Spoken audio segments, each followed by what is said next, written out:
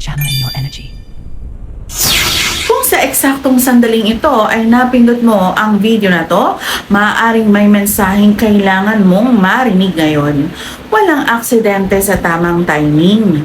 Huminga ng malalim, buksan ang iyong isip at puso at tingnan natin kung ano ang pinapakita ng cards para sa collective energy.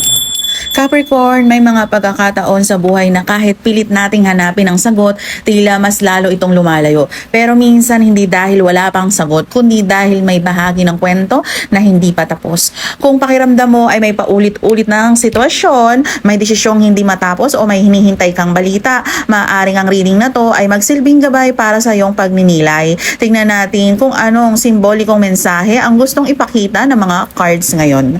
Welcome sa Astro Luna Quest. Ako si Astro Luna Quest. Bago tayo magsimula, gusto ko munang magbigay ng isang mahalagang paalala. Hindi ako ang unang nagme-message para mag-alok ng personal reading. Kung may account na gumagamit ng pangalan o larawan ko at sila ang unang nag-chat sa inyo, mag-ingat po tayo dahil maaaring poser po ito. Kung interesado kayo sa personal reading, kayo lamang ang mag-message sa aking official pages.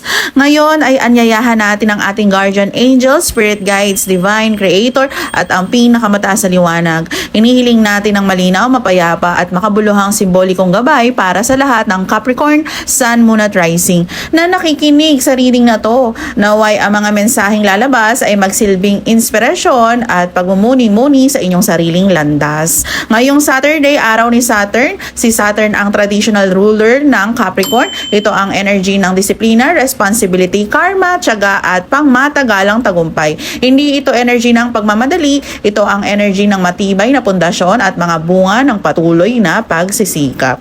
Kung nag-resonate ang reading na to sa inyong sitwasyon at ang inyong intuition, kunin ninyo ang mensahe. Ngunit kung hindi ito tumutugma sa inyong karanasan, ayos lang na iwan ito. Iba-iba tayo ng pinagdadaanan, timing at paraan ng pagharap sa buhay. Ang tarot ay simbolikong gabay at hindi nakatakdang kapalaran.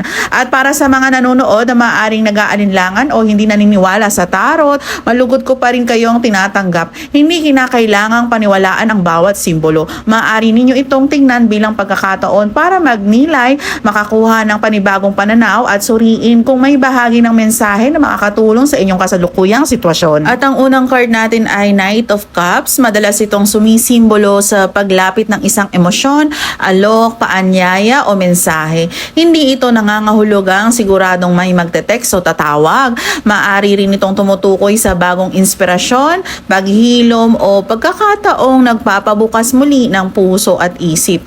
Kung may hinihintay kang balita o development, hinihikayat ka ng card na manatiling bukas, ngunit huwag ding umasa sa iisang posibleng resulta. Kasunod nito ay ang The Empress Reverse, isa sa dalawang major arcana sa spread.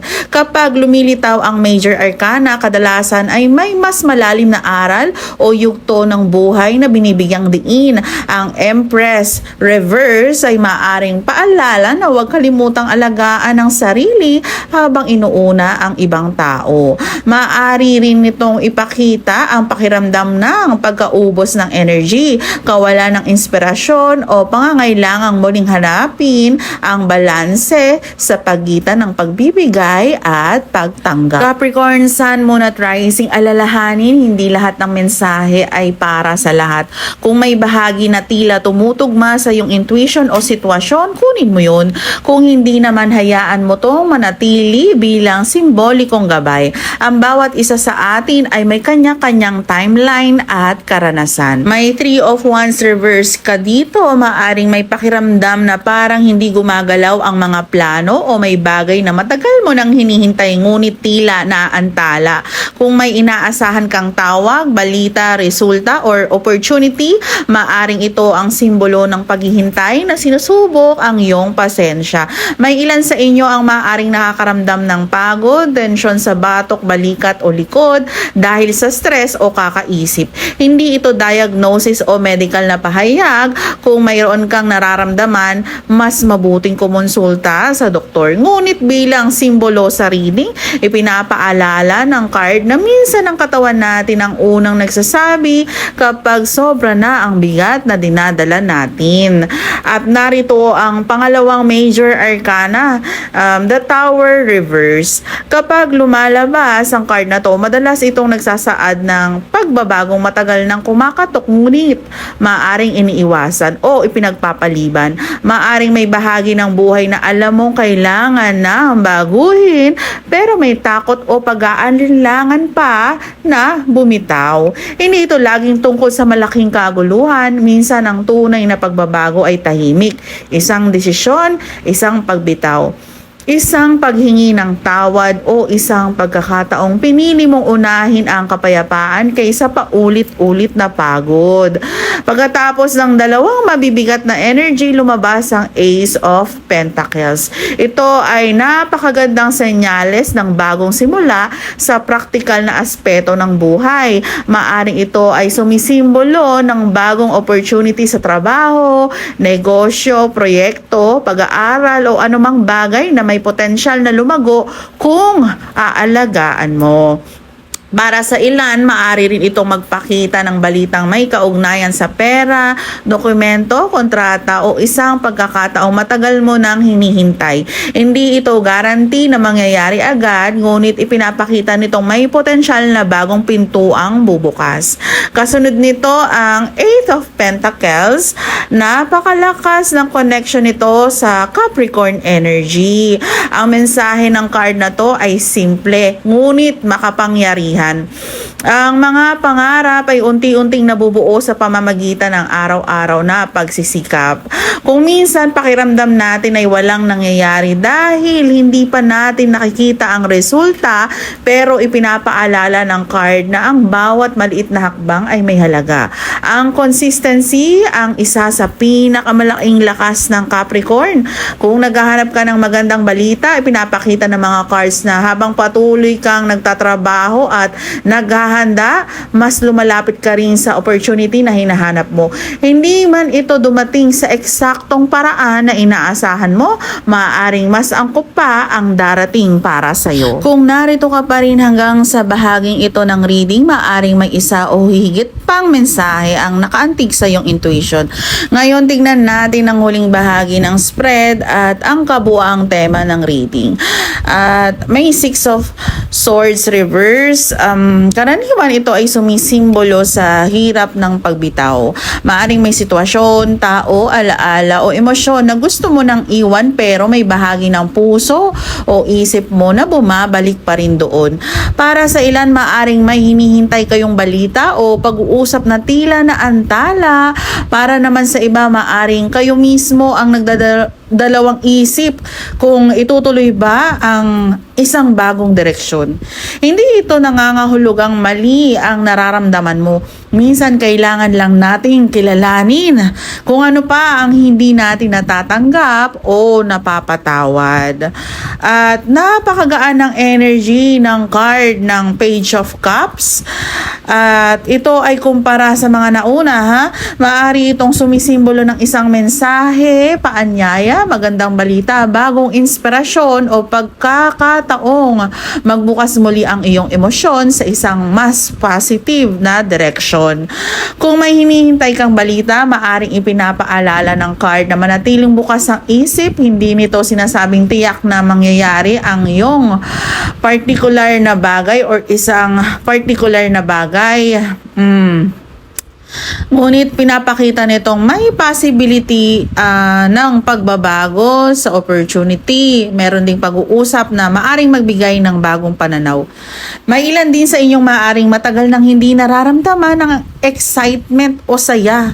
Ang Page of Cups ay tila nagsasabing huwag hayaang mawala ang kakayahan mong mangarap at magtiwala sa sarili.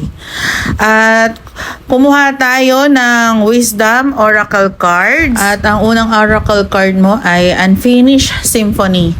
Napakalinaw ng mensaheng ito, pero may bahagi ng iyong buhay na hindi pa tuluyang nagsasara. Hindi ito laging tungkol sa isang tao, maaring itong maging isang pangarap, isang desisyon, isang plano o isang emosyon na matagal mo nang ipinagpapaliban. Minsan nagtatanong tayo kung bakit paulit-ulit ang isang sitwasyon. Posibleng hindi pa dahil sa parusa, kundi dahil may aral pa tong gustong ipaunawa bago tuluyang matapos ang kabanata. At ang second oracle card mo ay Milk and Honey. At napakaganda ng pagtatapos ng reading na to. Isa ito sa mga pinakamagandang cards sa deck ni Colette Baron Reid. Sumisimbolo ito ng kasiyahan, kasaganahan, kapayapaan at mga biyayang dumarating pagkatapos ng tiyaga at tamang panahon. Kapag pinagsama natin itong mga cards na to, pinapaalala ng reading na ang bunga ay isang pagsisikap ay maaaring hindi pagganap na nakikita ngayon. Ngunit may potensyal na unti-unting lumitaw habang nagpapatuloy ka sa tamang direksyon. Capricorn, Sun, Moon at Rising, ang tema ng reading na to ay hindi tungkol sa pagmamadali. Ito ay tungkol sa pagtatapos ng mga lumang siklo. Pagharap sa mga bagay na hindi pa tapos at paghahanda sa mas matatag na simula. Kung may nararamdaman kang kakaiba nitong mga nakarang araw, emotional man yan o pakiramdam na parang may hinihintay kang balita, gamitin mo tong paalala na pakinggan din ng sarili mo. Kung may physical kang nararamdaman na nagpapatuloy o lumalala, huwag kalimutang humingi ng payo sa isang lisensyadong healthcare professional. Ang taro ay hindi kapalit ng medical na payo. At para sa mga seniors na nanonood o sa mga hindi pa naniniwala sa taro, maraming salamat sa pagbibigay ng oras. Hindi kinakailangang paniwalaan ang bawat card. Maaari mo itong tignan bilang pagkakataon upang magnilay, suriin ang iyong mga desisyon o alalahaning lagi kang may kakayahang pumili ng susunod mong hakbang. Kung may bahagi ng reading na nag-resonate sa iyong intuition, isulat sa comments ang salitang Milk and Honey. Hindi ito para sabihin na pare-pareho ang kapalaran natin, kundi bilang paalala na naniniwala kang may pag-asang sumunod pagkatapos ng mahihirap na yugto. Kung hindi naman nag-resonate ang reading na to, huwag pilitin. Iwan lamang ang mensahe hindi para sa iyo. Iba-iba ang ating mga karanasan, timing at landas sa buhay. Maraming salamat sa inyong panonood. Ako si Astro Luna Quest. Huwag kalimutang mag-like, mag-subscribe at i-click ang notification bell para hindi ninyo ma-miss ang ating weekly zodiac tarot readings, planetary guidance at astrology content.